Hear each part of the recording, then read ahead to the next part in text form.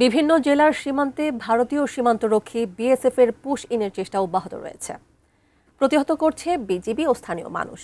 তবে সমাধান না মেলায় দুর্বিষহ জীবন কাটছে 0 পয়েন্টে নারী শিশুসহ আটকে পড়ারা।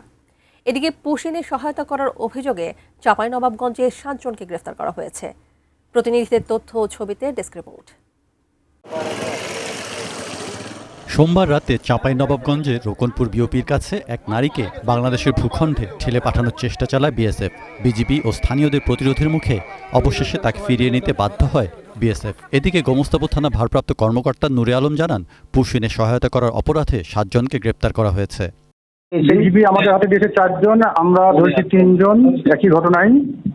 মোট তাহলে 7 জন গ্রেপ্তার। মোট মামলা রুজু করে তারা পুশিনে সহায়তাকারী। আমি বুঝি নির্মাণের শিল্প, সালাম স্টিল বোঝে ডিউরেবিলিটি। সালাম স্টিল, মোস্ট ডিউরেবল স্টিল।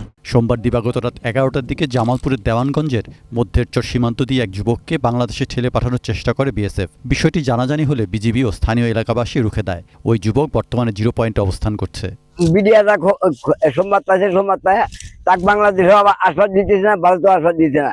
মানে লোকটা এখন দু দেশের চাপে আছে, তার সারা শরীরে কিন্তু আপনার পুরো যুগ, এগুলা ভারতের পানি ডোবা জায়গা, তো এগুলাতে কিন্তু প্রচুর পরিমাণ যুগ থাকে, চেনা যুগ। এদিকে কুড়িগ্রামের রৌমারী সীমান্তে শূন্য রেখায় টানা 2 দিন ধরে আটকে আছেন সুমি বেলাল দম্পতি ও তাদের 2 শিশু সন্তান সহ 9 জন।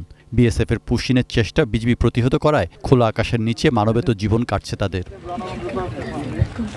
কুষ্টিয়া দৌলতপুর সীমান্তে কয়েকদিনের উত্তেজনার পর বর্তমানে পরিস্থিতি শান্ত রয়েছে। Saikat Dasgupta, desk report, ATN news.